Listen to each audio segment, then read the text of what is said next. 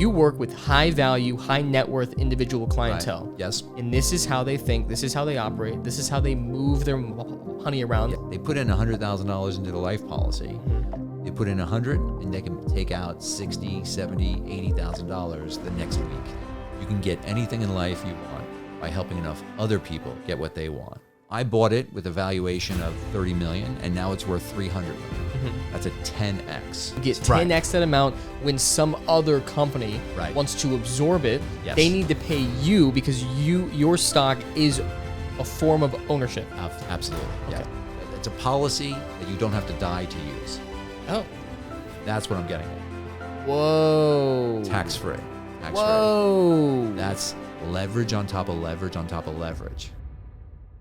People try to put us to down. Talking about my generation. Art is the new fun. Ask not what your country can do for you.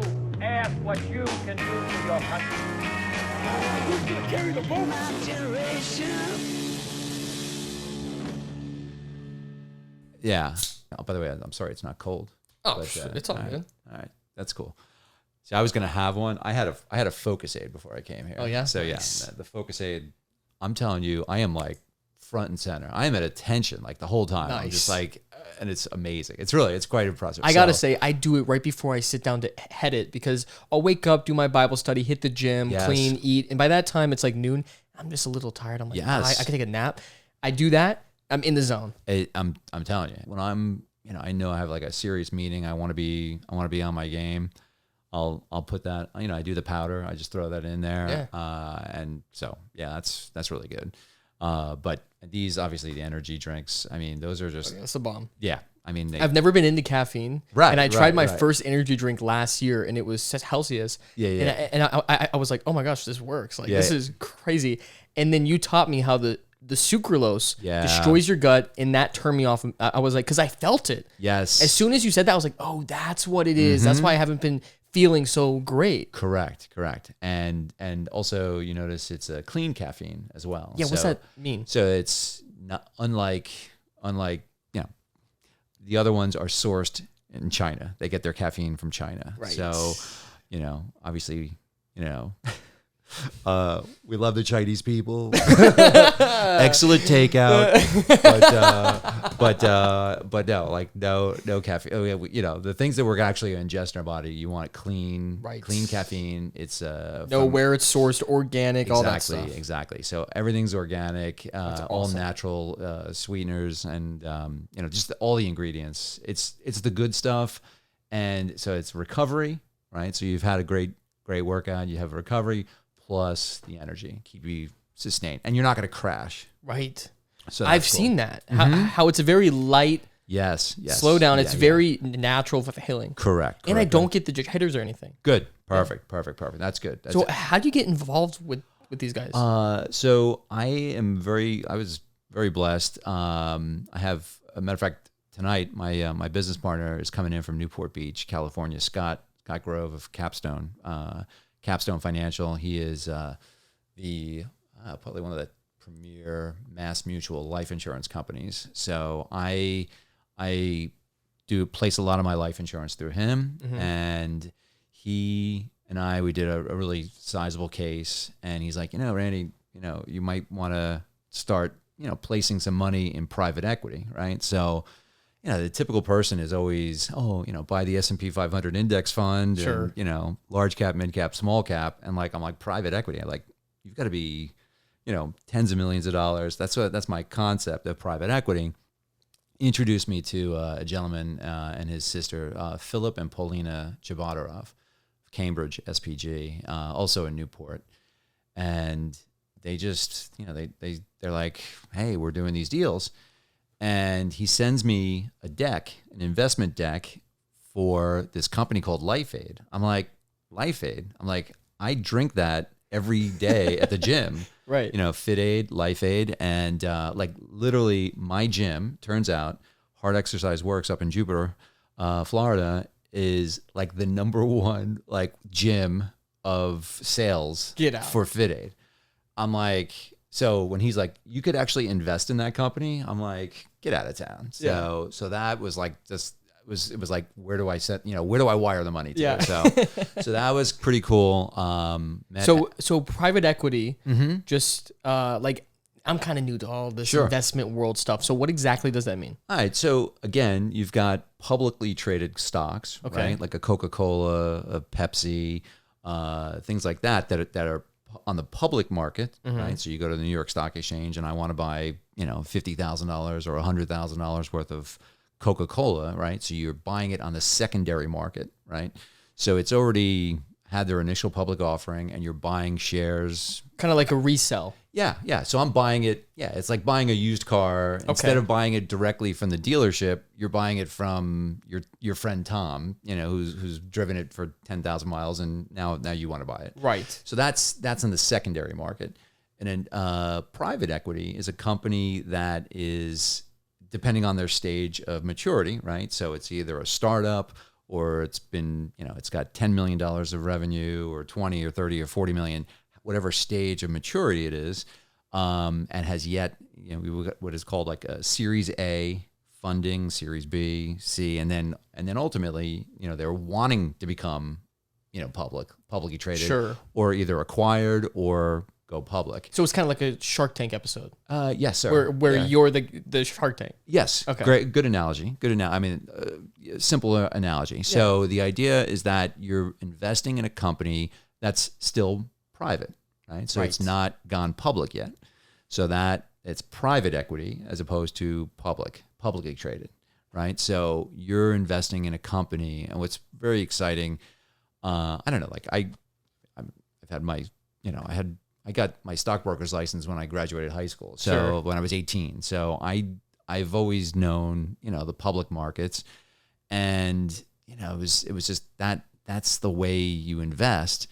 And then I'm saying, a company like Fit Aid, like Tosi, Salty, companies like these that you've got a founder like Aaron and Orion. Those are the two founders of Life Aid, and these are guys that, number one, they're good athletes, and they also have a business mind, and they're like, we want to drink something healthy, Right. and without the chemicals, so we want a good recovery drink and without the chemicals. So think about two guys that wake up every morning and, eat, breathe, sleep, and, advancing Life Aid. Right. Right. So that's exciting. So that's what I want to be a part of, something like that. So it's a little bit more personal. You get to know the guys. You kind of are you on some, not necessarily like the board, but you have a little bit of influence.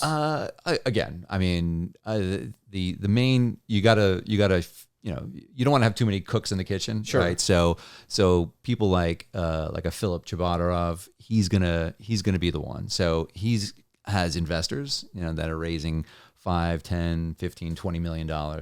So I talk to Philip, and Philip talks to them, right? So, Okay. but yeah, I mean, I don't want to be, I Sure, don't want to, yeah. exactly. But, so, and I definitely don't want to come off as more important than I am, because I'm not. It's like, Randall who? Although I have had the privilege of meeting them, and they're just good guys. I love to talk to the management team. And again, like, you wouldn't do that with the president of Coca-Cola, Sure. right? But these are guys and gals that are, again, they're like, we're investing in like preferred stock, and they own common stock. So how and where they get paid, and they're incentivized for that stock to move Even right? more than the public. Yes. So they want to ramp this up, right? So again, they're not usually taking big salaries, right? Sure. A founder of a private equity firm is not making hundreds of thousands and millions of dollars. Their equity in that company is what they're building. Okay, so I want to get into understanding that a little bit, but let me just confirm with you so I have a good understanding. Yes. I feel like a lot of our viewers, they're younger people, Right. might not quite understand stock so much. So let's go to the publicly traded, explain this ever so slightly, and then go over and dive into that a little bit deeper. Perfect. So the publicly traded, a company will put out a certain amount of stock. Yes. Shares. Yes. Yes, the shares. People will buy up the the shares. Then the company takes that money, reinvests it into the business, and kind of grows it that way. Is that the idea of it? In the private side or the public? The public side. Okay, well, the public, yeah. Usually when it goes public, it's further along the maturity line. Okay. All right. So to your point, Daniel, is what's important about like on the private side to understand on the private side. And this might answer the question on the public, but the private is the idea that when we do a capital raise, those funds are going towards marketing, Sure. Expanding, product line, expanding, the development. Like one of the companies we are involved with is Salty, the glass immunity drinks. Yeah. You've had those. So, again, delicious out of San Diego. Really, really good. Everything's, again, organic. Ryan O'Donnell, founder. Just another amazing story. Just really, really cool. So as I said, I'm very blessed to be introduced to like guys like that through Philip. Right.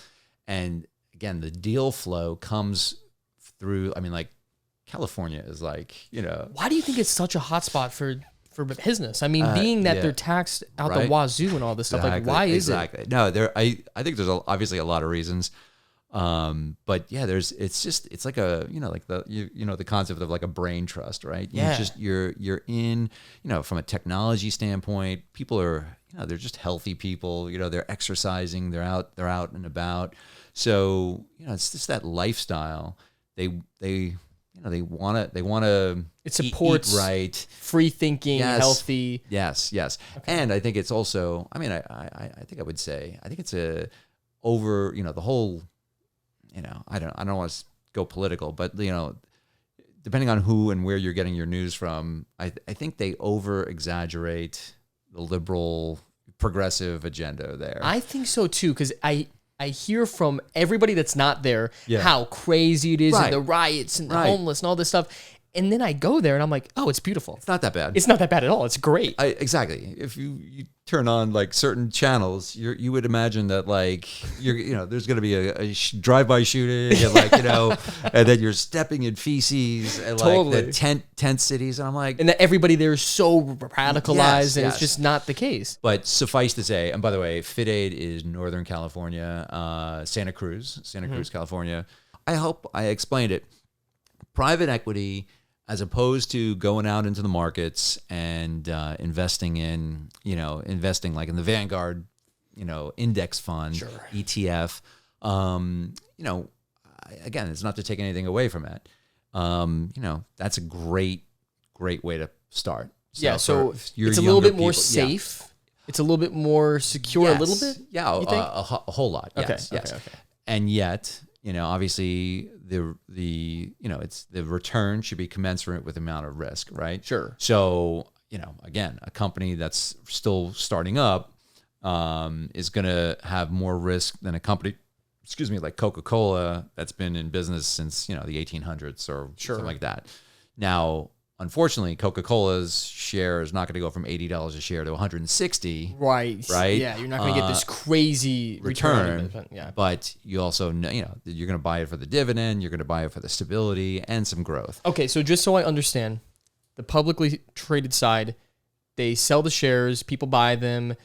They're already at a point where they don't really need that capital, but it gives them a little bit more credibility. And then as people resell the stock, they're making money off of it. Now, the company's not really making money. It's just the person selling the stock. That's correct. So, but the incentive to have your stock go up versus down is reputation? Well, again, I would also say the say management is maybe compensated in shares, right? Oh. So, like they're like our boy Elon Musk, right? Right. He gets paid in shares. Right. So when his stock goes up, his net worth is going up too. Exactly. So that's why you hear, oh, he's the wealthiest guy in the world. Oh, he's not the wealthiest guy. Exactly. Right. So it's based on the performance of that stock. Oh, I see. And like I had a friend of mine work at Apple. Okay. And he just worked at an Apple store in the mall. Right. But they had options each month to get paid in stock. Yes. And so that would like over the couple years he was there, he got like $10,000 worth, kept it in there, Beautiful. and then it just kept going up and up and up even after he left the job. That's fantastic. That's Right. fantastic. And again, great story about that. One of my friends, she did all the moving for the Home Depot executive staff. So she was really well versed. She spoke to a lot of the Home Depot higher ups, and this one guy was a manager with them for from the get go. And he invited her and her husband to one of his Christmas parties, and he's like, "Oh, you want to see my $300,000 roof?" And he's like, she's looking at it, it's like, your house is only worth $250,000. He's like, Sure. "No, I had to sell shares of Home Depot, my Home Depot shares. Oh no! If I had held on to those shares, that thing would have been worth like $300,000." So, and by the way, this story is that's at least 25 years old, 25 years ago. So now it would have been even worth. Oh my goodness! Yeah, absolutely, exactly. Unfathomable. But that's the concept of why shares are so valuable. So it's a way. Once the company has issued their shares, they've gone public. Now they've got all this money, and they can do with it however they want. Well, not however they want. Now they're publicly traded. They have to answer to the board, Right. And ultimately to the shareholders. But again, And the board is like a representative of the average shareholder, Yes. almost like how the government operates. Well, yeah, but yes, well, more efficient than the government. No, what I would say is that they are, to your point, they are incentivized to raise that share price. Because they're all kind of in on it. Correct. Well, they're all again, you're investing. You buy. There's only one reason to buy a stock, right? Shares of a stock. So that you make some capital. Exactly. As Jim Cramer said, there's a lot of reasons for people to sell their shares, but there's only one reason for an executive to buy shares, right? So that's because he or she is expecting that share price to go up. Right. So that is unto itself one of the things that people observe. It's called insider buying. So if you're the CEO or the CFO or the chief investment officer, and you actually, when you are an executive, you actually have to file when you're buying shares. So you actually have to Right. tell the public, "Hey, I'm buying." So that and people can kind of like read up on that and they'll buy Exactly. because they're like, That's oh, if that correct. guy thinks. Exactly. So insider buying is fine. Yes. But insider trading, that's when it's illegal. Well, exactly. That's if I'm the president of the company and I say, "Hey, Daniel, we might be having, we're going to be getting a contract with XYZ company, and our share price is going to move." That's insider trading. Okay, legal Okay. for our Congress people. Right. But Well. but again, if I'm in the company and I'm an executive of the company and I want to buy shares, I'm good to go. But I do have to file it. Right. There's a filing form.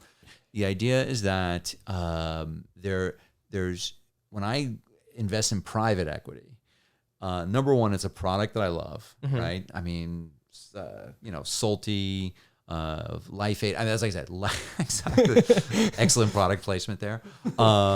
These are products that number one, I use, and number two, it's the good for you, consumer good Sure. for you, organic. It's good for you products. Okay, so I have a good understanding of why you would invest in private equity. Yes. And I have a good understanding of how you make money through the publicly traded stock. Yes. How do you make money through the private equity? Excellent question.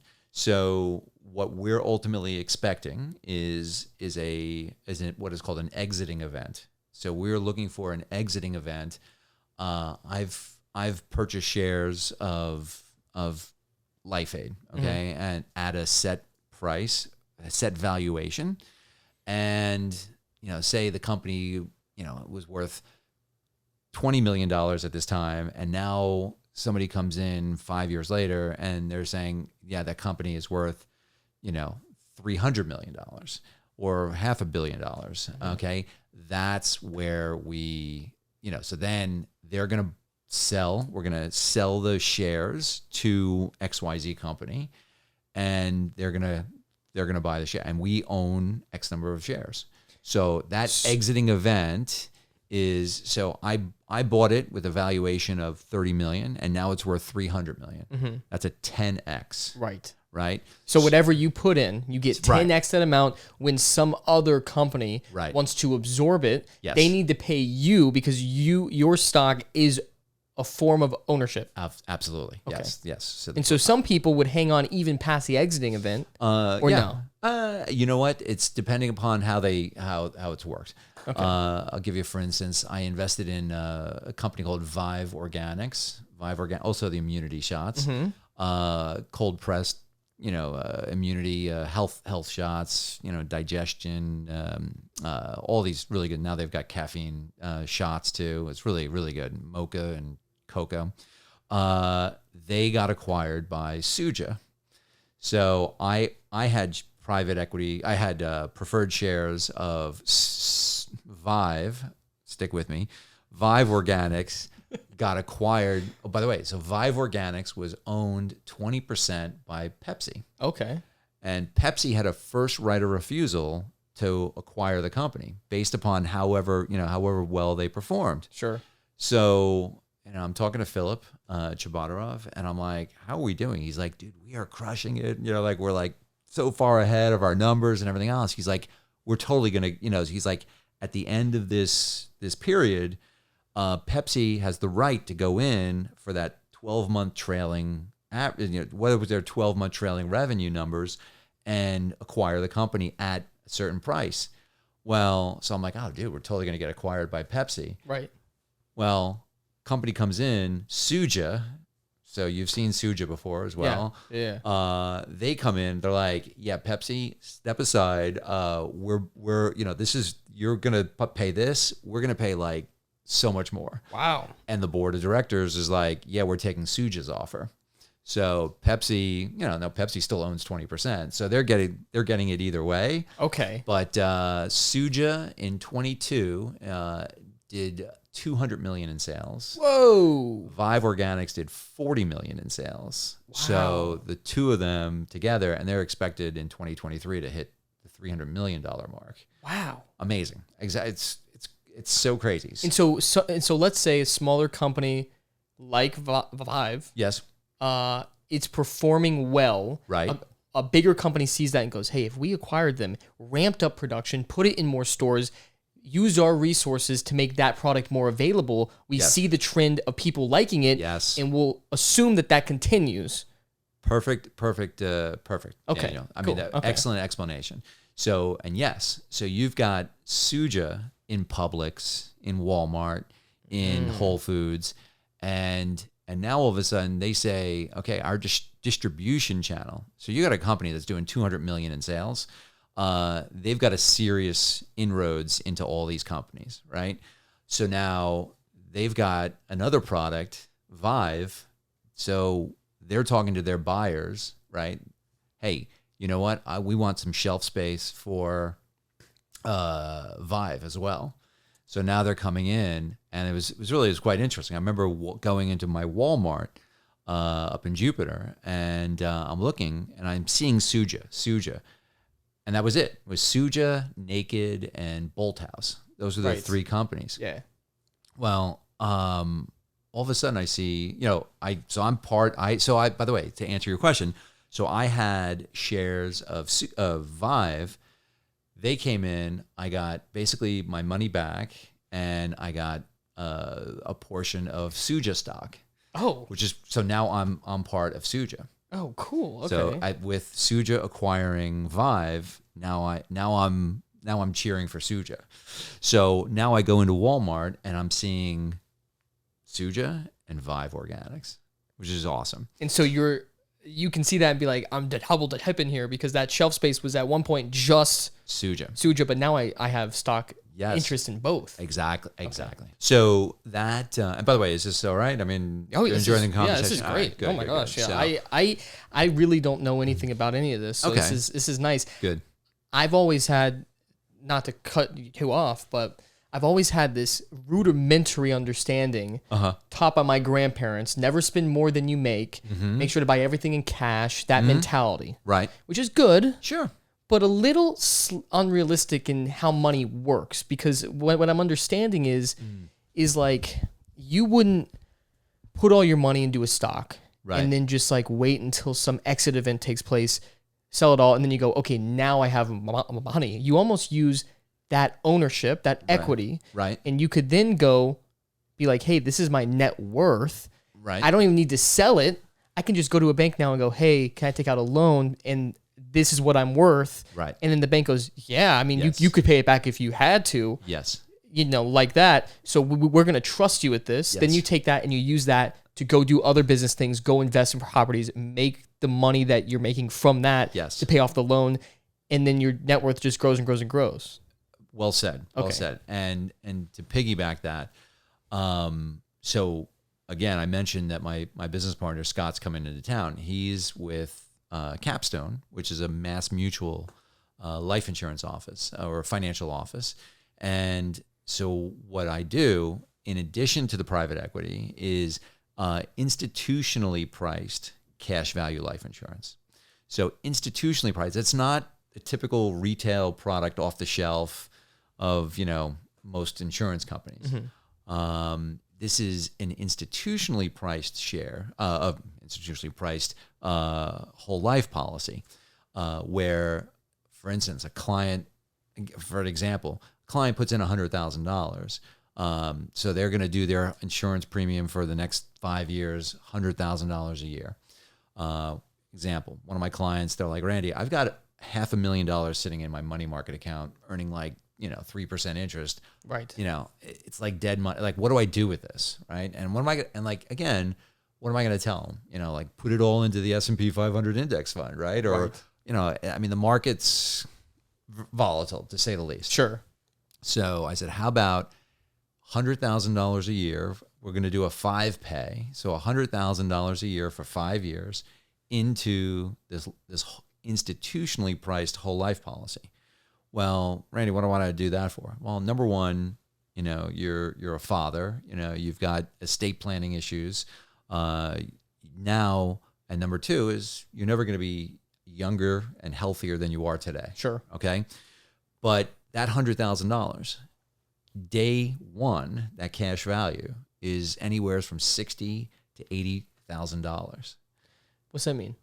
Meaning they can access, they put in $100,000 into the life policy, institutionally priced whole life policy, cash value, and the cash value, you put in $100,000 and they can take out $60,000, $70,000, $80,000 the next week, the following week. So to your point, it's not the end all be all just to leave it in there and in the life insurance. It's to get that money. It's to leverage the money. So we take, and again, you could kind of see where I'm going. We put the money into the whole life, and then we borrow out the money and invest in these private equity deals. So we do both. And the reason why you'd want to put it into a life insurance policy is because it's pretty much like a savings account, a little bit tax-free. Tax-free. Tax efficiency, right? The tax efficiency of life insurance. And again, back to your question, your story about grandma and grandpa. Think about like the average dividend on a whole life policy. I think it's about like 7.8%, which is pretty impressive. But when you get a taxable equivalent yield of 7.8%, based upon, again, those California or New York or New Jersey, high income, you've got state income taxes. This is completely off the radar screen if you do it correctly. So, and we're borrowing it out. We're not actually taking a distribution. You're borrowing it out. So in essence, it's not triggering any 1099s from the IRS. But what else in the state of Florida, Daniel? We are an unlimited creditor protection. We're a homestead state, which offers unlimited creditor protection. What does that mean?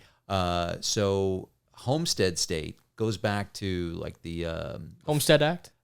Correct. So the homestead it goes back to the farmers. So grandma and grandpa had a farm and they borrowed money to put their crop, to plant their crop. The Dust Bowl comes through. They lose their farm. They can't take the homestead So they can't. So nobody could ever take your house from you. So that was the concept of like your homestead, right? I did a short film once about the Homestead Act, and that's the Right. only reason how There I it know. is. And so the idea was, at least in the film, out west, the Yes. government incentivized people to move out there, Yes. and if you can make something of the land, it's yours. There it is. There it So is. okay, So no one will ever take your homestead, Right. So in that, so in the state of Florida, your primary residence is, I hate to use the example, but O.J. Simpson, right? So O.J. Simpson, basically gets well, it was in the civil courts, a 32, I think it's a $32 million civil judgment against him in the state of California. so he's getting sued for that much. Civilly, Okay. right? So criminally, he was exonerated. Okay, But he, in the civil court, it was a lower bar that they had to prove that his guilt. So he's guilty of that. Mm-hmm. Where did he move to? Sold all of his assets in California and moved to the state of Florida. so that way, if they were to try to come after him for that much, he goes, "Hey, I don't have that much." They can't go, "Okay, well, then we're going to take your cars and your house and all this stuff." Right. The house is now protected. The house is protected, and what else is protected? His pension from the NFL, Really? which is in an annuity, a life insurance product called an annuity. Okay. So the NFL pension, that money is completely creditor protected. So Wow. he's on the hook for $30 million with the Brown family and the Simpson family, right? They're not getting anything because of that money that's in the homestead, and as well as a life insurance product.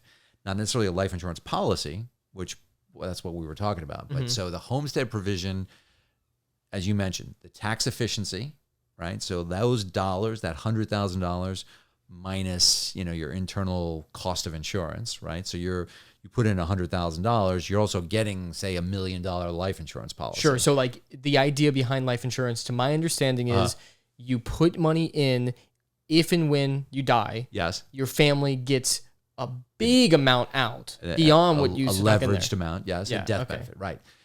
This, Daniel, is money that you don't have to. It's a policy that you don't have to die to use.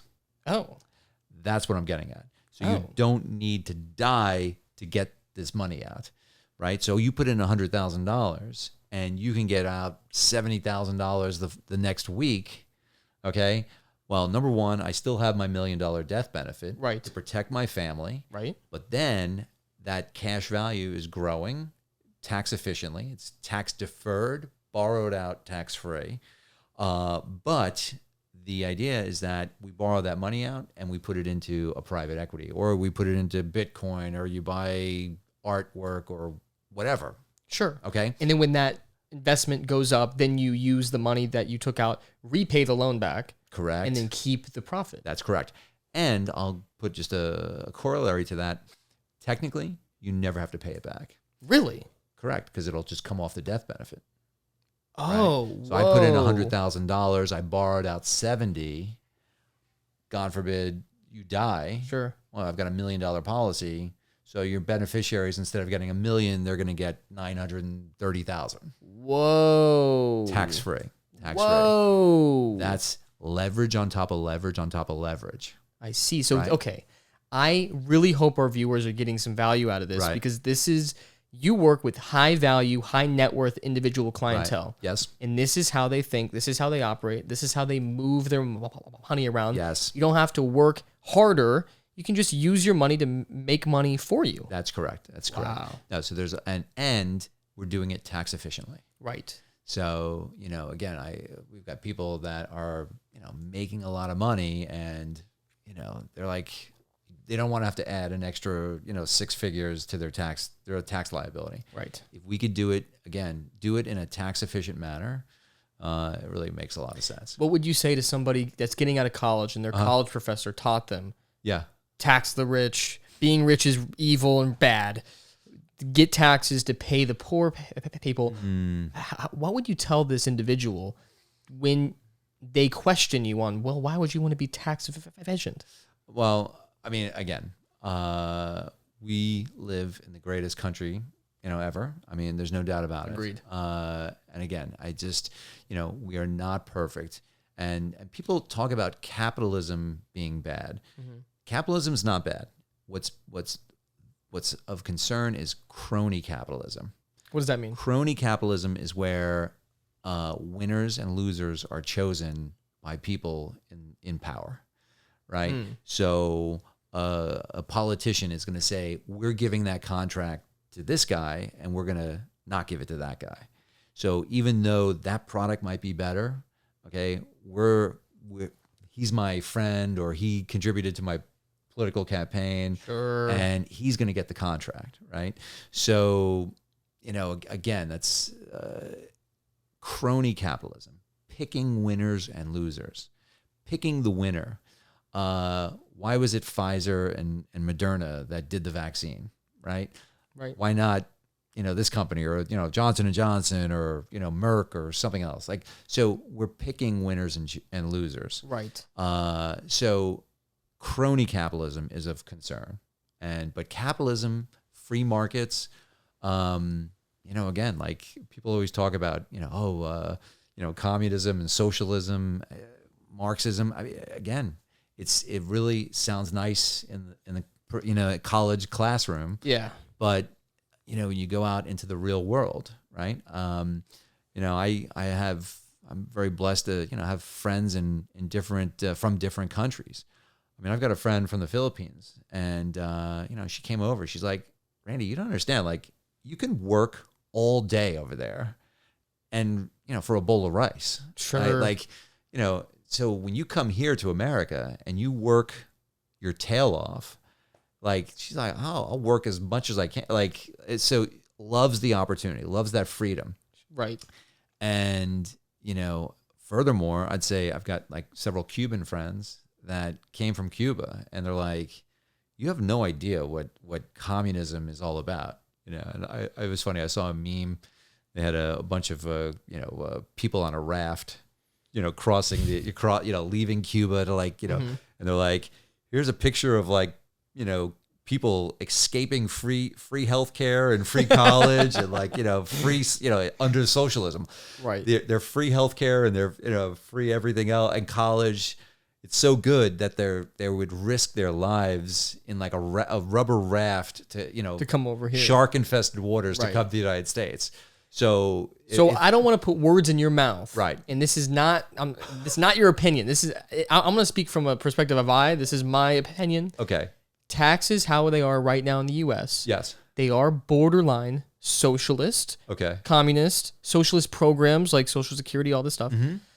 In my juvenile standpoint, I feel like I'd be a little bit more excited about paying my taxes in full if I had to say where the taxes were going, if Sure. I felt like the taxes were being utilized properly. Like, I Yeah. love the fact that roads are being built. Exactly. I drive on the roads. I'm so thankful Yeah. that I did not pave these. Right. I didn't have to do anything, and they're just here.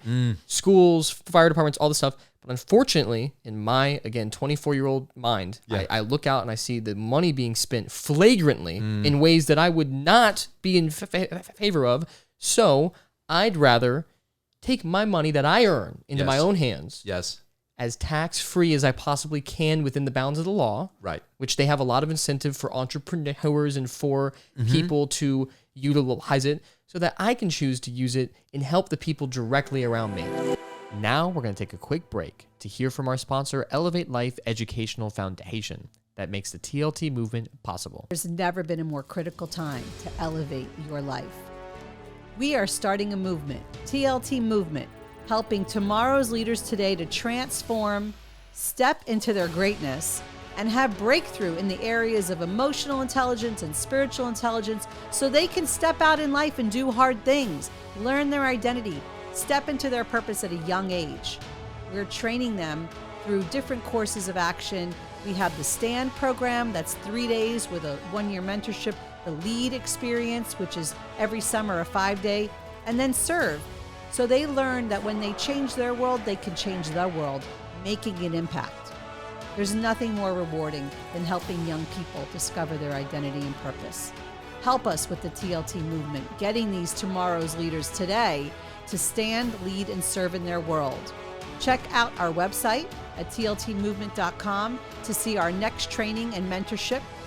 And there's a nomination form. So nominate those young people in your world. Let's get them registered today and help us to elevate life. Walmart, they said, like, we don't really give to a lot of charities because, when they're offering a product at like half the price of everywhere else, it's like that money that you saved, you can give to any charity you want. Right. So I was like, that makes a ton of sense. That makes sense. I love it. I love it. It makes sense. So, and again, to your point, it's beautiful that those roads are paved. Yes. But, you look at, I grew up in New Jersey and New York, and like, you'd have these potholes, and Sure. you don't understand, like, those roads, those bridges, they were built by private funding. Like, it's Right. just crazy. And all I'm going to say is, it's the money is when there's like not a lot of accountability. It's easy to, I heard like there's a tax on our cell phones. It's like, I forget whatever you ever look at your phone bill in there's a tax that goes back to the Spanish-American War, because they wanted they wanted to be able to communicate. So they had to lay these cables from wherever we were to their island. And that goes back, they never repealed it. They never repealed that tax. So, I don't know what the date was. Teddy Roosevelt, A long time ago. A long time ago. Anytime they pass a new tax, it's never going away. Right. In Florida, they say, the half a penny tax. Well, that half a penny tax, I remember when I first moved down here, our state consumption tax, right? Like when you go buy stuff at the store, I think it was 4%. Then it went to 5%. That's only a half a, come on, do it for the kids. Do it for the kids. Right. Those when they talk about like the lottery, right? They're like, we've given $300 billion or $300 million to, education.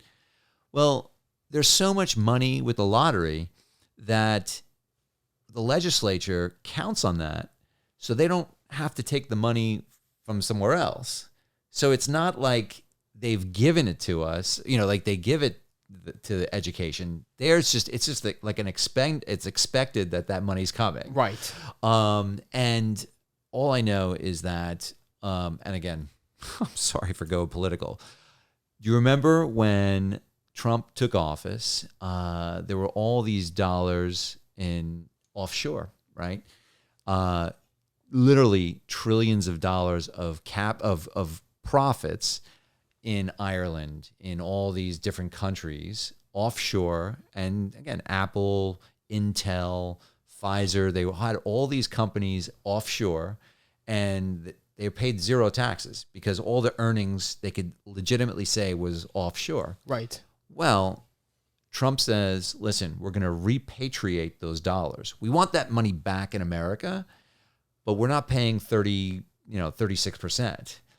How about we just cut it down to like 10, 12, whatever it was, 20%. Mm-hmm. And it incentivized these companies to repatriate this money.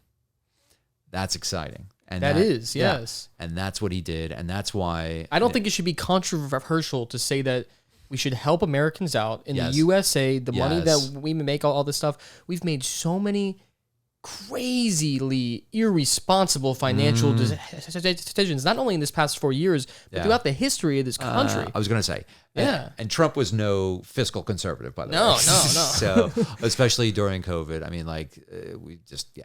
billions and billions of dollars, not actually hundreds of billions.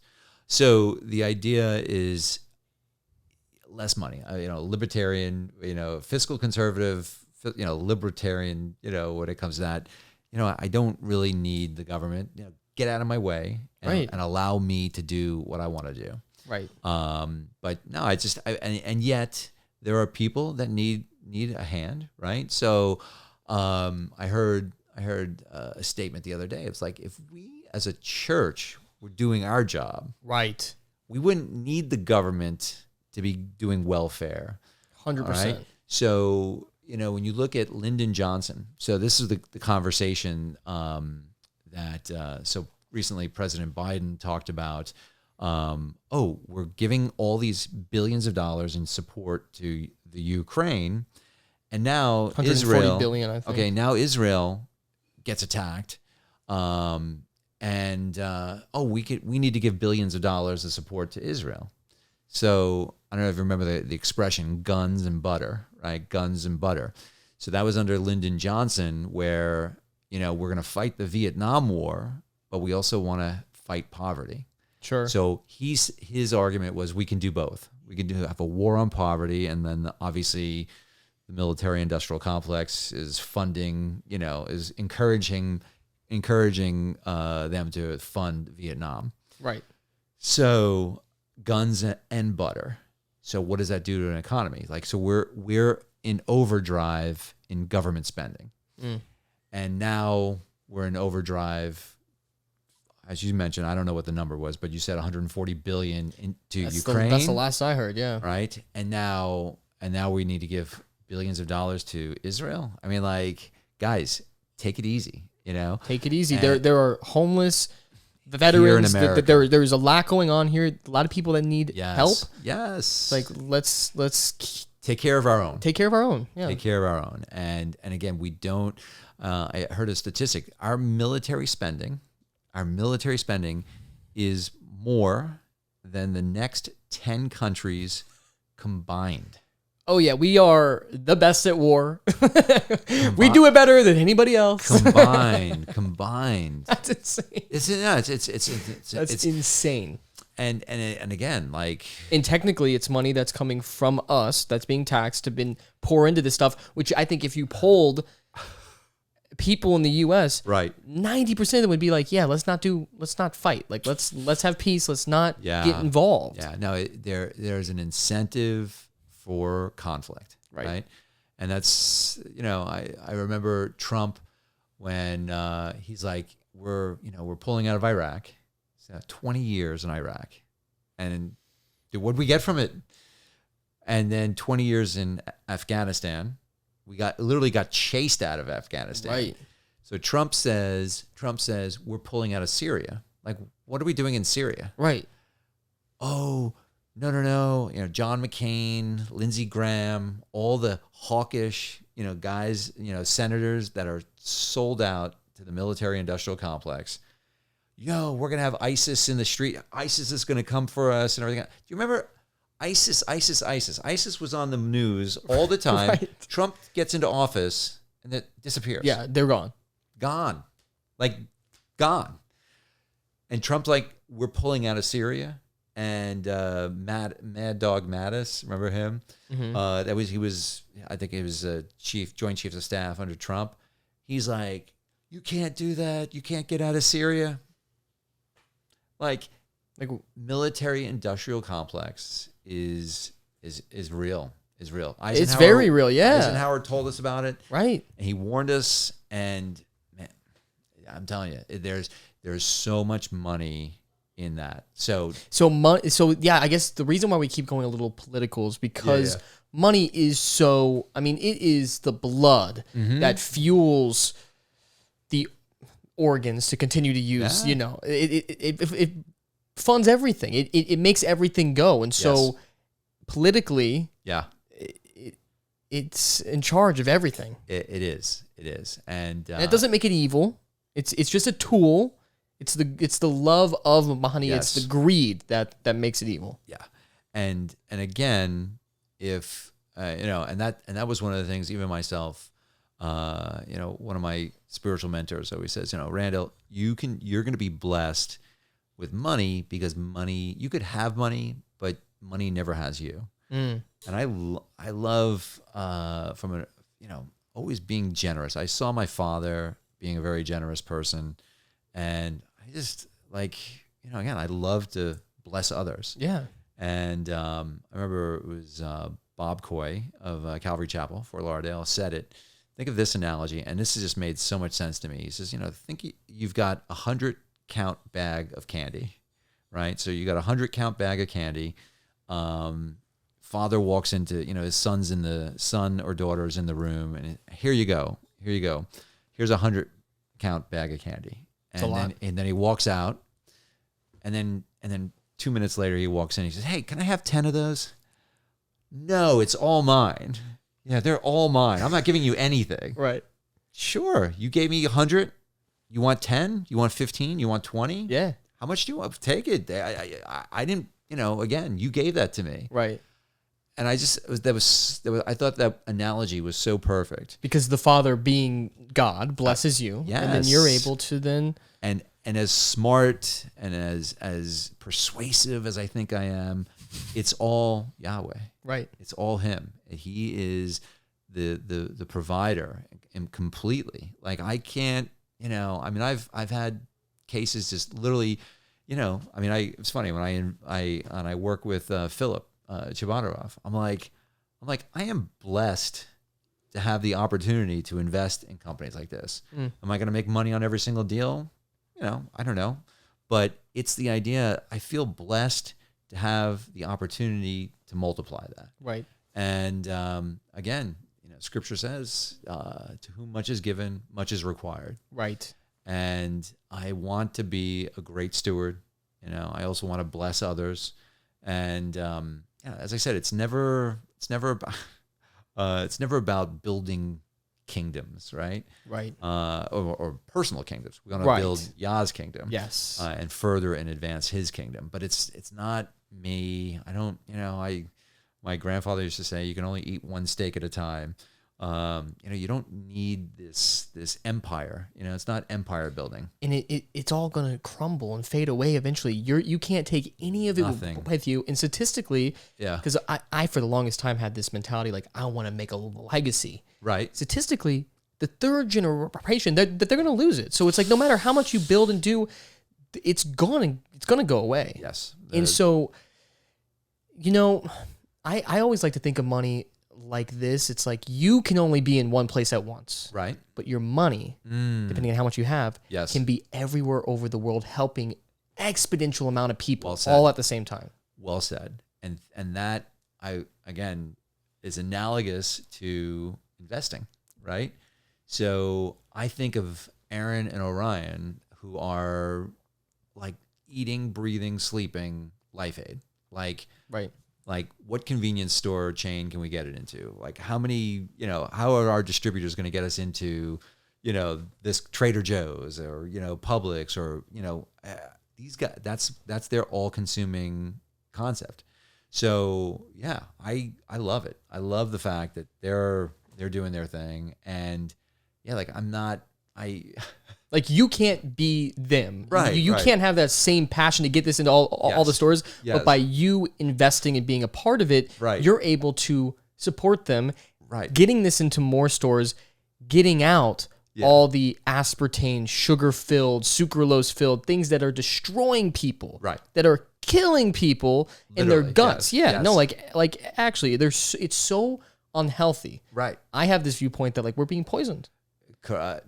from all sides. Yes. But a lot of what we consume, it's not for our benefit. And so companies like this that actually take a stance to, like, Yes. make things that we want, such as the 200 milligrams of caffeine, Yes. taking out all the stuff caffeine. that, clean caffeine that is not coming from sources that we don't know that have toxins in them. Yes.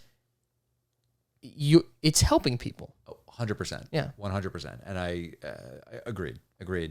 And it's that I want to support guys like that. Right. And or people like that. Because I'm also thinking of another favorite company of mine, Tosi Snacks. I know you've had those. Oh, yeah. They were a big supporter of Elevate Life. Yep. The camp, and great. I mean, again, Stephanie and Chelsea Holtz out of Anaheim, California. Mm-hmm. Again, another great company out of California. Right. They mother-daughter team. The mom was working in a doctor's office and helping people with weight loss. And they were saying they could set their diet, their breakfast, lunch, dinner, and get them on target. But where people were failing was snacking, right? I'm going to have a bag of potato chips or a Snickers bar as opposed to something healthy. Right. So, again, Tosi, it's like, I think it's 5 or 6 organic ingredients. That's awesome. Like low sugar, high protein, taste awesome. Right. So it's like 3rd generation protein bar. Nice. Yeah. And it's delicious, but those are people that like, mother, daughter that are just, again, they love what they do. They love what they do. And that's the beauty of the USA is the fact that a doctor can tell their patient all they want, hey, you have to stop hacking, but you're taking away something in that void.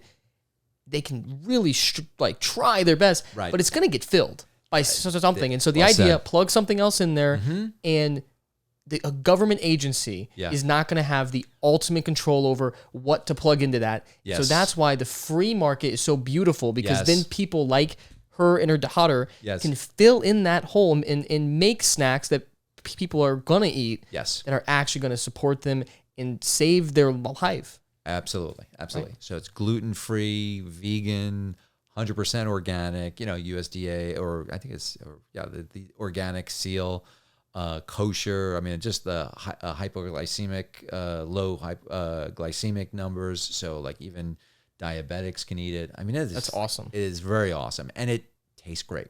Right. Nice. So, I mean, because again, you can have some things that, are really healthy for you, but it tastes like cardboard. Yeah. This is Yeah. Amazing. And again, a good outfit, great story. She talks about, she's like, my kitchen was like my, where I made everything, and my, my marketing place was my living room, storage and everything else.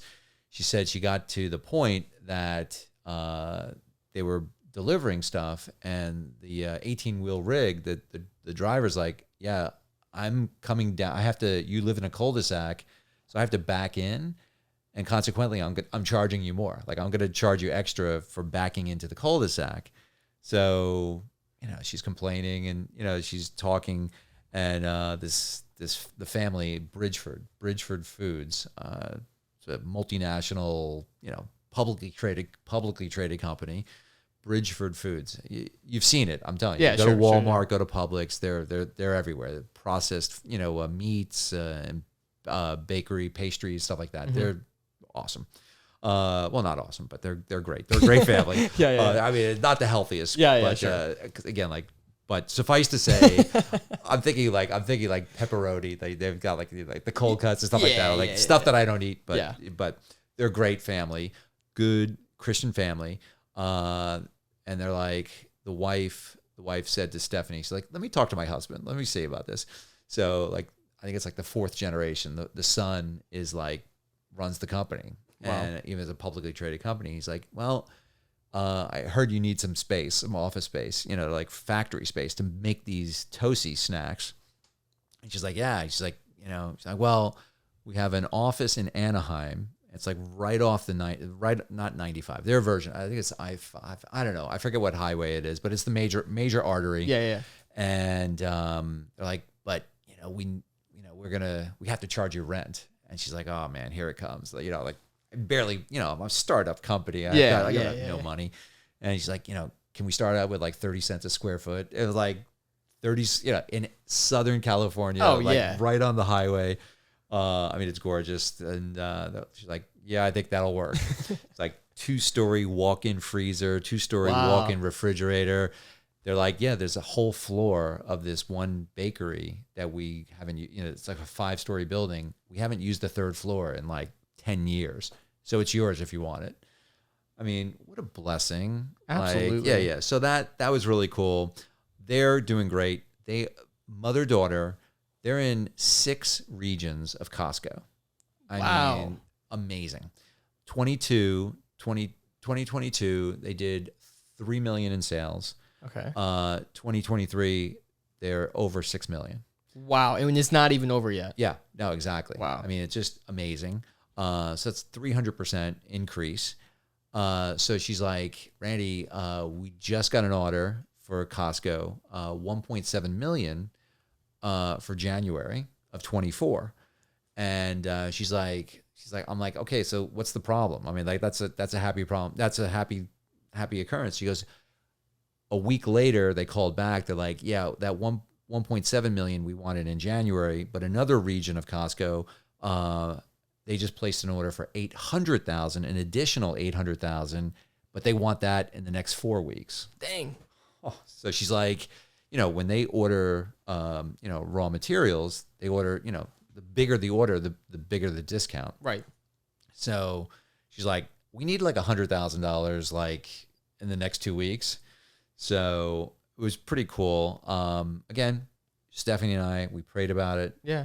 Got on the phone and I made some phone calls and like $100,000 like in a week. And like, it's just really cool to like, to be able to help out a small business. Cause without that, because they're unable to do it, gain that capital themselves. And if they're unable to fulfill this contract, Costco might drop them and it's like a whole, whole thing. So that's it. No, it's very exciting to think that like, and these, again, eat, breathe, sleep, Tosi. Right. And that, because again, they're going to get compensated by, their common shares, going out to the market, either getting acquired or going public, whatever it is. It's very exciting to, again, like to be in the loop and listening to like what's going on. I mean, Stephanie, Chelsea, just really sweet people. I mean, really, but totally dedicated and wanting to make it happen. So I would say in summation, private equity, that's a way of participating in a company before it's totally, matured and blown up. Right. Right. So think of like an S curve, right? So you're starting out, there, and then all of a sudden it starts to peak up. And then it just blows up. Like again, a Coca-Cola, Pepsi, or a big company comes in and just says, "Yeah, we're gonna buy you out," because you've got such major revenue. Pepsi and Coca-Cola, I mean, they've been losing market share, like every year. I think since like the late 90s. Really? Yeah. I mean, people think, when's the last time you sat down and drank a Coke? Literally never. Like never. Yeah, no, right? I mean, it's, I haven't had a soda since I was like 16. Yeah, correct. So that's 8 years. Right. You, right. So think about, I mean, like, exactly. I mean, I never drink Coke. No. I like the sugar. I mean, and that's the other thing. Like, I look at like Bolt House and Naked, those drinks. Seem healthy. Totally. Look at the sugar content. It's insane. 46 grams of sugar. Oh my, that's more than a Coke. More than a Coke. Wow. More than a Coke. So you're drinking this. I'm like, oh, this is delicious. Yeah. I'm looking at it. I'm like, so it's funny. And then you compare that to like Suja, like, their like spinach, cucumber, kale drink. And it tastes like, not as sweet as that. Sure. But it's like, oh, okay, 7 grams of sugar, but it's healthy, and you feel better. Salty, same thing, I mean, just, it's like delicious. And like, that's the other thing, your taste buds start to like look for good stuff. Mm-hmm. Dr. Jeff talks about, a sugar, I mean, he hasn't had sugar in like years, right? He's inspired me to follow in his footsteps. I love it. And I'm going to get more serious about that too. Yeah, because as I said, I'm not a big consumer. I'm not a big sweets person. Yeah. But I mean, to cut sugar out altogether, that's fantastic. Or like processed sugar. Yeah. Right. So Randall, I've learned so much from talking to you here that it's beyond profit. It's beyond gaining money just so you can have a bigger house and nicer cars and all this stuff. Those are just kind of luxurious perks. But really, the root of all this is helping people out. Yes, sir. And the more money you have, the more you're able to help support causes that you believe in. Yes. Such as, in your case, it's a lot of healthy dietary alternatives. Yes. Which is a passion of mine too. So good.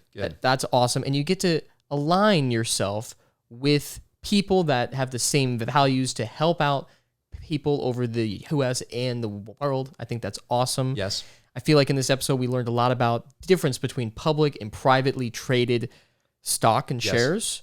And Randall, I just want to thank you so much for being on the show. As we wrap up here, there was one thing that I wanted to talk to you about. You're a nice, youthful, young man.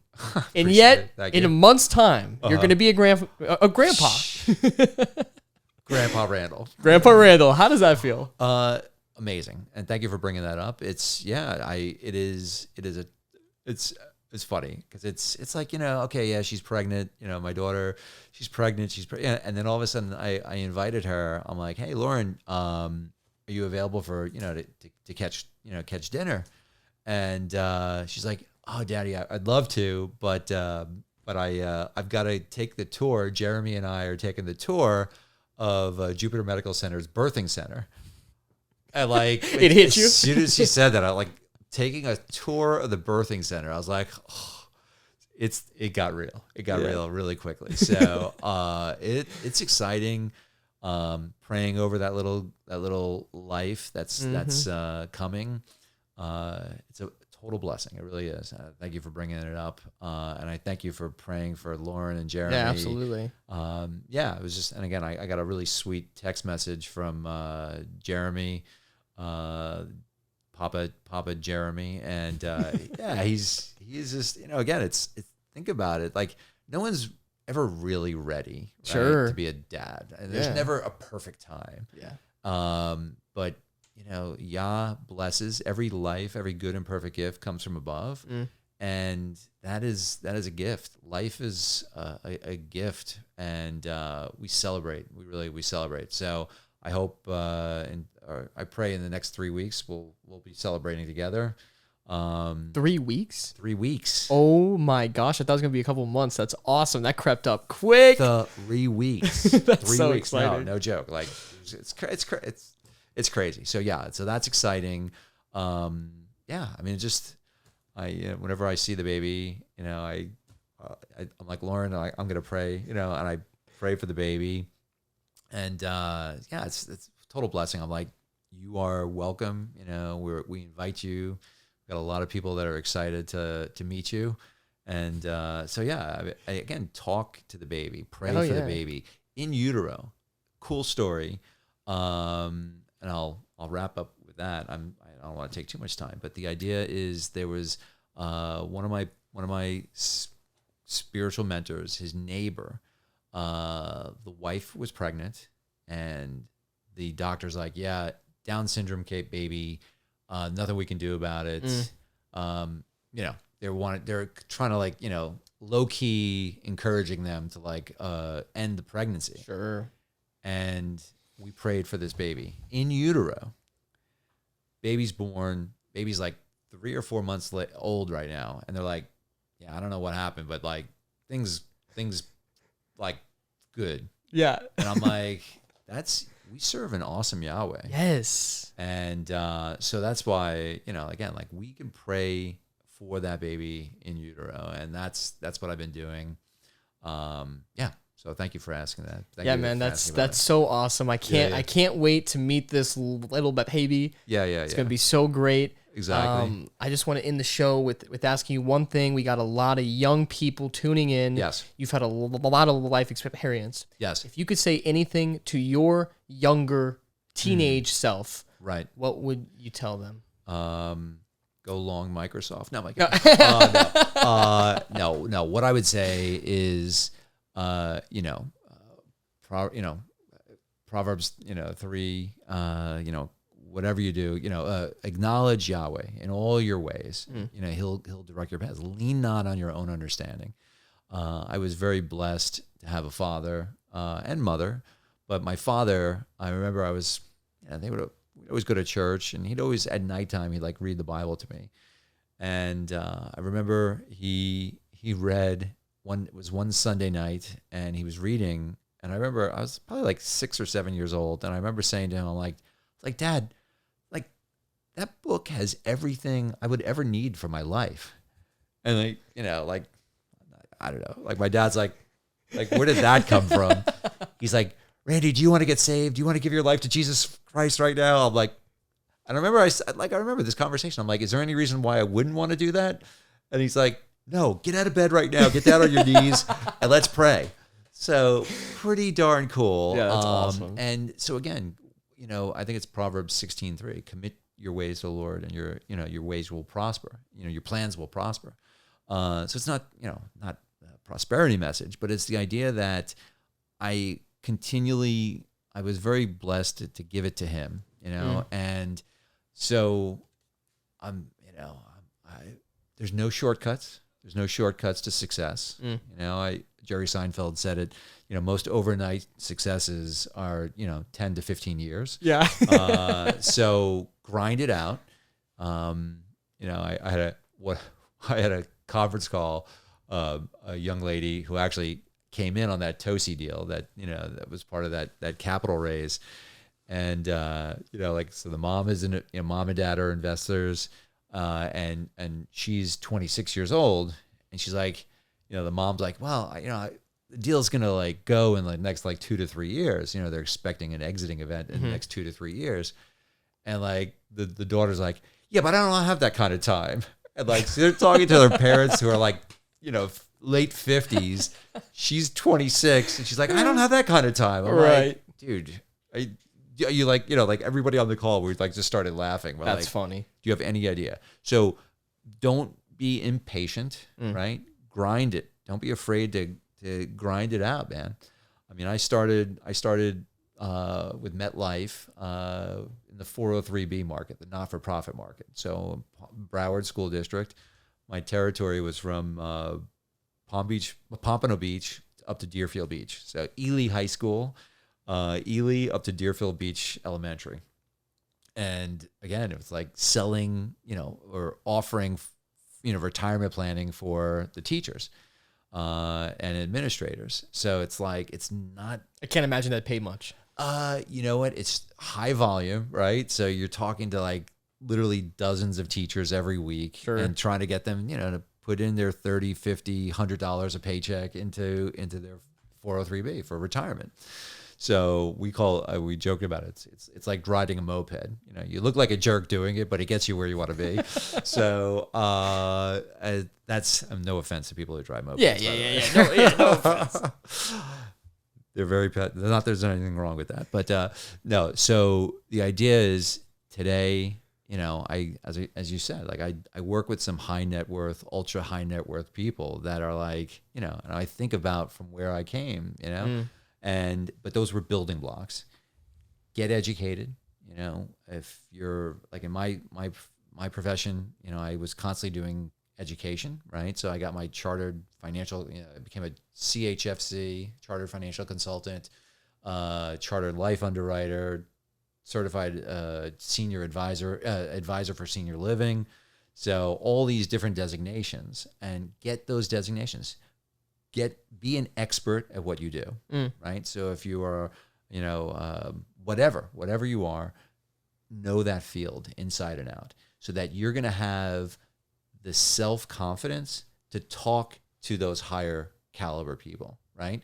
So when I'm talking to a guy that's making, 12, 15 million a year, I want to, he wants to know, I'm not some scrub that just I'm bringing more to the table than just, hey, buy the S&P 500 index fund. Right. And this takes education, time, patience, and trusting that God will lead your path. Amen. So they talk about 10,000 hours, right? Yeah. So you've spent 10,000 hours in any one subject, you become, what, I don't know, expert or what, Yeah, specialist. I think you become an expert. Right. It's the start of expertise. Yes. Yeah. So again, and people talk about, read. That would be the other thing. So I can't get all my education off of scrolling through Instagram Reels? Probably not. Dude, I'm gonna have to change up a lot. Exactly. No. And that's the other thing. I am shutting my phone off. Maybe for the month of November we'll just shut it off. I'm down. You up for doing something like that? Oh, I'm down. Yeah. All right. Because by the way, I have to applaud you too. When we were talking about Yom Kippur and how you asked Dr. Jeff, what does a day of atonement look like for believers, right? And I thought that was awesome. And I was like, yeah, what does it? And I took it seriously. Me too. It was so nice. I turned off my phone. I prayed. I fasted all day.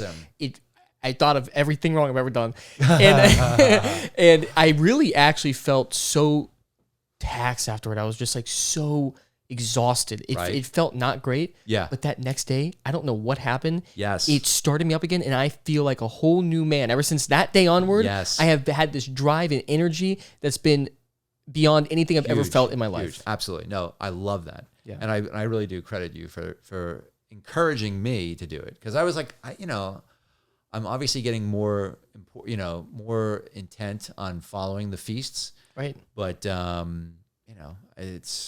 it was like that. Exactly. It was like a triggering, something triggered inside of me. It was serious. Right. Yeah. So often, I mean, I lived in Boca for 20 years and Yom Kippur, that's predominantly Jewish area. Sure. So everything shuts down. And for me, it never meant anything, as much as it does now. Right. As a believer in Yeshua following Yom Kippur, huge. Yeah, and just for the audience to know, we're not Jewish. We Right. We are Christian men Yes. who are just seeking the heart of God, Yes. the heart of Yahweh, following what's in the Bible Right.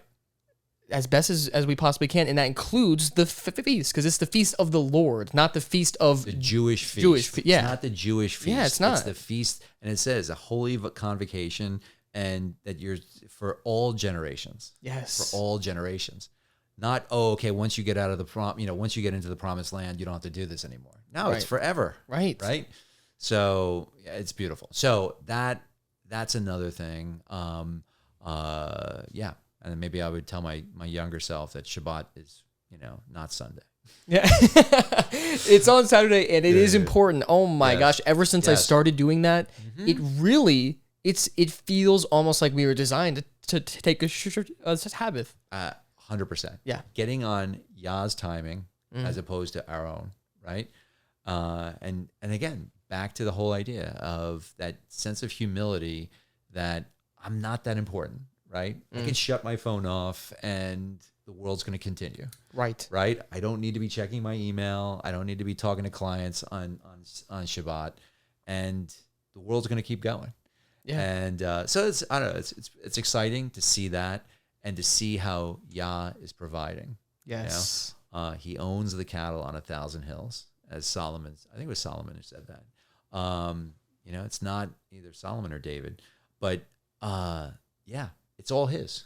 It's all his. So, and I guess the book of Numbers, he says, or Daniel, he says, I can raise kings up, and I lower them or raise them. Right. It's all me.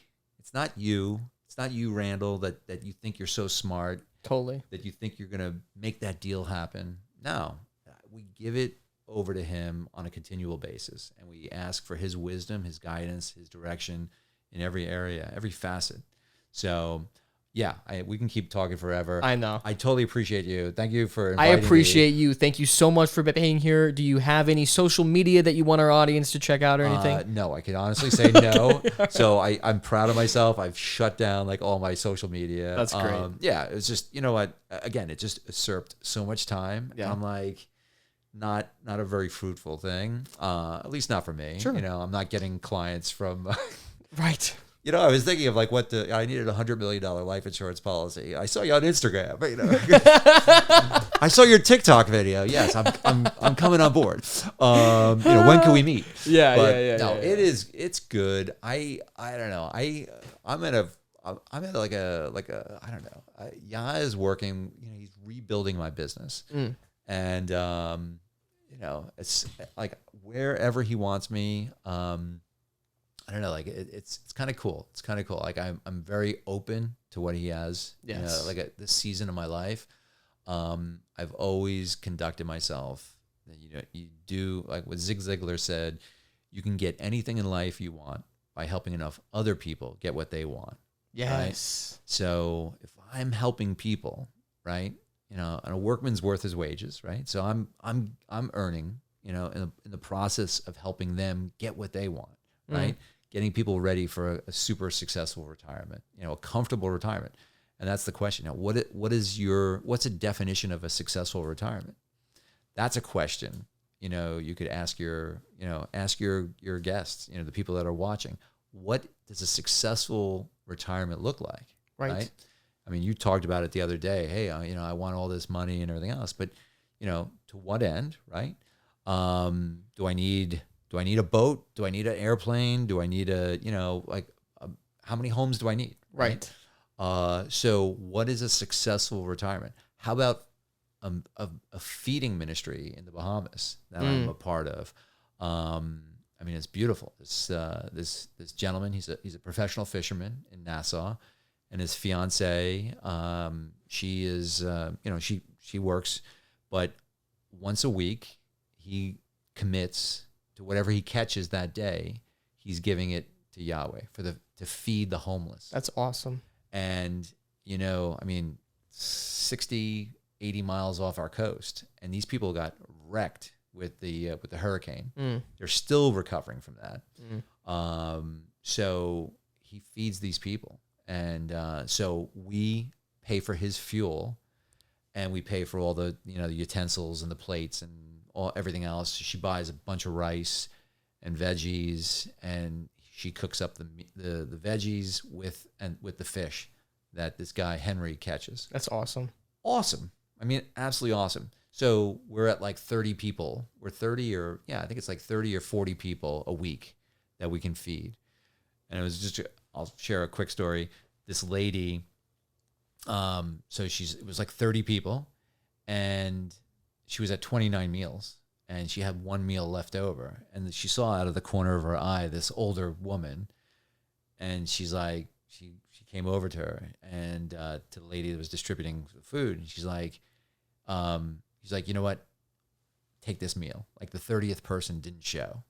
I want you to have this. She goes, I was praying, this woman, this elderly Bahamian woman, she said, I was praying because I haven't eaten in a week. Whoa.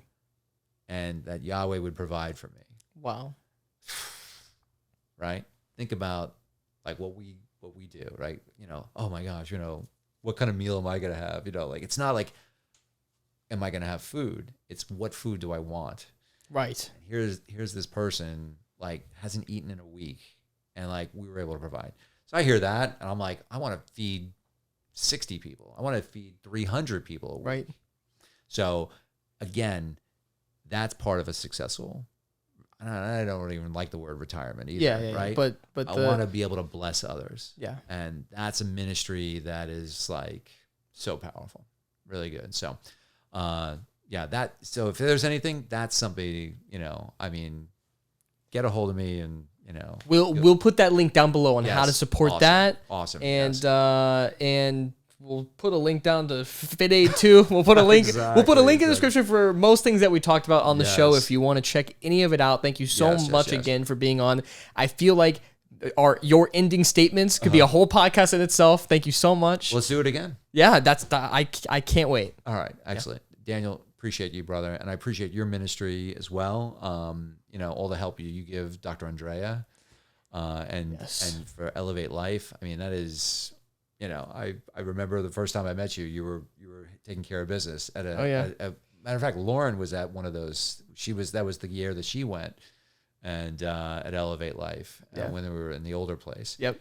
And I'm like, who's this kid? Like, he's like, you're like giving all these orders and everything else. I'm like, who's this little young kid? Like, like with all these like technical equipment. It was pretty impressive. Yes. So this is definitely a ministry I'm passionate about. This is not my show. The TLT move is not my own. I just so happen to be the host of this podcast. Right. Because I really do believe in what we do here at TLT. I believe it's helping young people step up into identity and purpose, and that's what I'm all about. So and again, I remember it was there's a lot of work behind the scenes. Oh yeah, that makes it happen. I mean, your graphics. I mean, it is very impressive.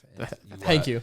You, again, to whom much is given, much is required. So you've been blessed with a gift, and you're choosing to use it, pour it into the ministry. So I say thank you to you for that as well. Thank you so much. Absolutely. All right, brother. I appreciate you.